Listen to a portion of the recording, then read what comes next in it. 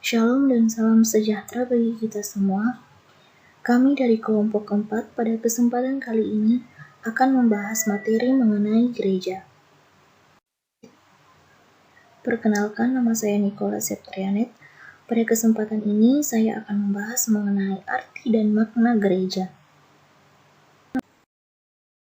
Secara etimologis, kata gereja berasal dari bahasa Portugis yakni igreja, yang merupakan serapan dari bahasa Latin yakni ecclesia.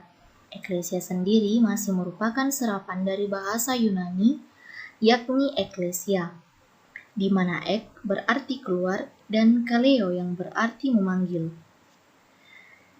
Jadi dapat diartikan bahwa gereja dalam bahasa Yunani yakni ekklesia merupakan kumpulan orang-orang yang dipanggil keluar.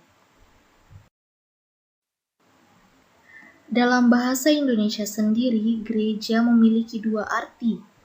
Yang pertama, gereja dengan huruf G di depannya merupakan huruf kapital, memiliki arti persekutuan umat. Sementara gereja dengan G di depannya, yang merupakan huruf kecil, memiliki arti sebagai tempat beribadah bagi orang-orang Kristiani. Pada kesempatan kali ini kita akan membahas tentang gereja, yakni gereja yang merupakan persekutuan umat. Yang pertama, gereja sebagai tubuh mistik Kristus. Gereja dapat diibaratkan sebagai satu tubuh di mana Kristus berperan sebagai kepalanya. Ada kesatuan antara para anggota dan kesatuan antara para anggota dengan Kristus. Gereja hidup dari Kristus dan dipenuhi oleh daya ilahinya. Yang kedua, gereja sebagai koinonia atau persekutuan. Terdapat hubungan atau persekutuan dengan Allah melalui Yesus Kristus. Ini pula mengartikan adanya keanekaragaman cara berkomunikasi para anggotanya. Persekutuan ini merupakan karya roh di dalam umat beriman. Hal ini pula tidak lepas dari komunikasi yang baik dalam gereja Katolik antara gereja setempat dan gereja sedunia, serta komunikasi keluar gereja Katolik. Yang ketiga, gereja sebagai misteri dan sakramen. Secara sakramen, gereja itu merupakan suatu organisasi yang tampak, bahkan gereja memiliki hierarki. Sementara secara misteri sendiri, gereja merupakan tubuh mistik Kristus yang merupakan persekutuan secara rohani. Dan yang keempat, gereja sebagai persekutuan para kudus. Komunikasi iman yang ada memunculkan adanya persekutuan secara rohani di antara orang beriman sebagai satu kesatuan tubuh Kristus. Gereja merupakan persekutuan orang beriman, baik gereja yang berziarah, gereja yang menderita, bahkan gereja yang berbahagia. Perkenalkan, nama saya Lisa Evelyn. Dalam video kali ini saya akan menjelaskan tentang penampilan gereja. Yang pertama yaitu gereja lokal dan gereja universal.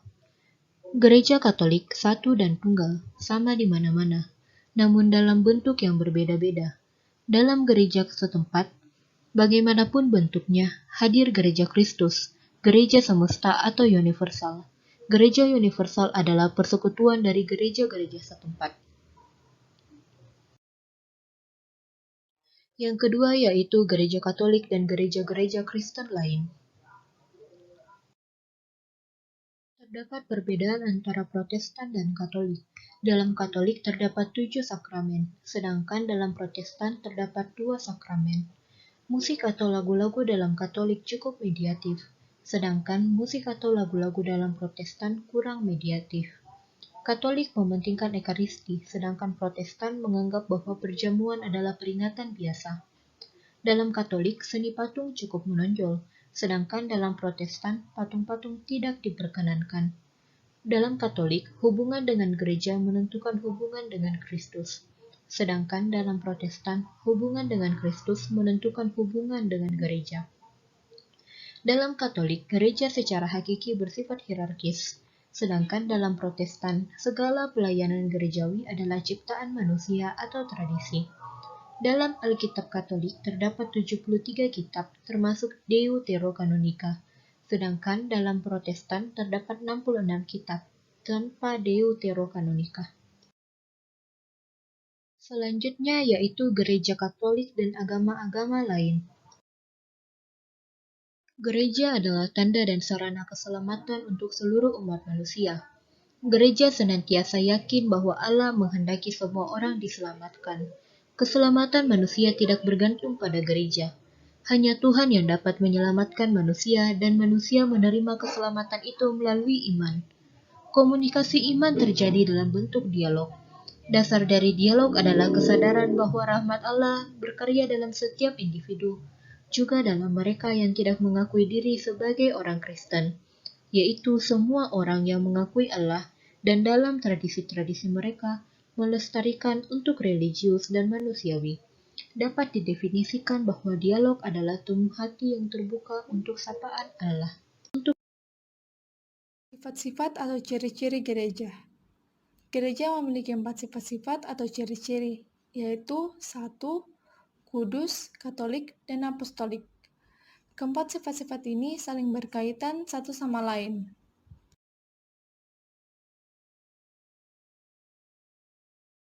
Yang pertama adalah gereja yang satu. Gereja yang satu di sini artinya gereja menyatakan bahwa pola dan prinsip terluhur gereja ialah kesatuan Allah yang tunggal dalam 3 pribadi, yaitu Bapa, Putra, dan Roh Kudus. Kedua, yaitu gereja itu kudus. Gereja itu kudus karena Yesus membuatnya kudus.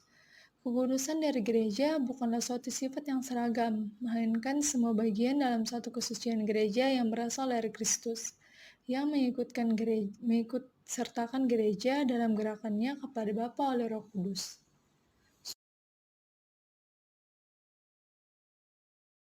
Yang ketiga adalah gereja yang Katolik. Gereja yang Katolik bukanlah pertama-tama hanya berarti gereja yang tersebar di seluruh dunia, akan tetapi lebih berarti bahwa dalam setiap jemaat setempat hadirlah gereja seluruhnya.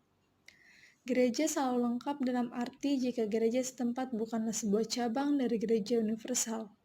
Secara lengkap gereja disebut karena 1. Tersebar ke seluruh muka bumi, 2. Mengajarkan secara menyeluruh dan lengkap segala ajaran iman, 3. Tertuju kepada manusia yang mau disembuhkan secara menyeluruh, dan 4. Untuk segala zaman.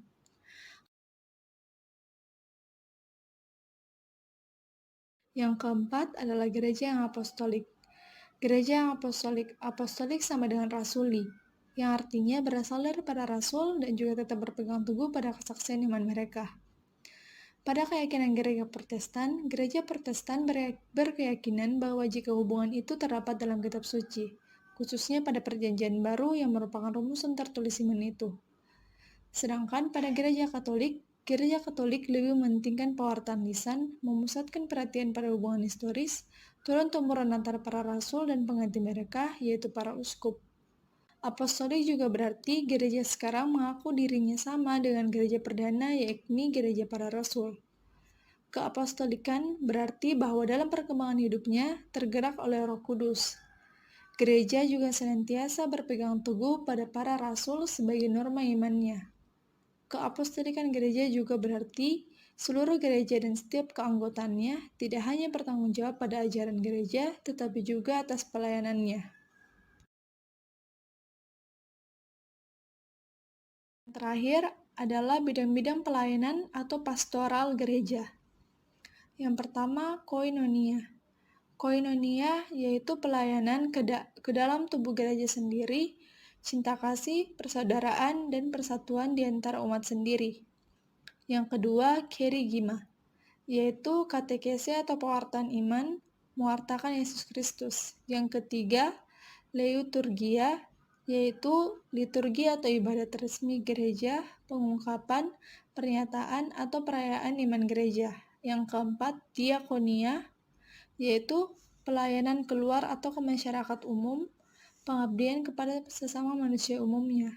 Dan yang terakhir atau yang kelima yaitu martiria, yaitu kesaksian hidup baik secara pribadi lebih secara bersama sebagai kelompok atau organisasi. Keanggotaan dan tugas gereja. Keanggotaan dalam gereja. Yang pertama, hierarki. Hierarki adalah jabatan suci. Artinya, mereka adalah kaum yang telah ditariskan, yaitu paus, uskup, imam, dan diakon. Tugas hierarki adalah mempersatukan dan mempertemukan umat. Yang kedua, biarawan-biarawati. Hidup membiara merupakan corak kehidupan.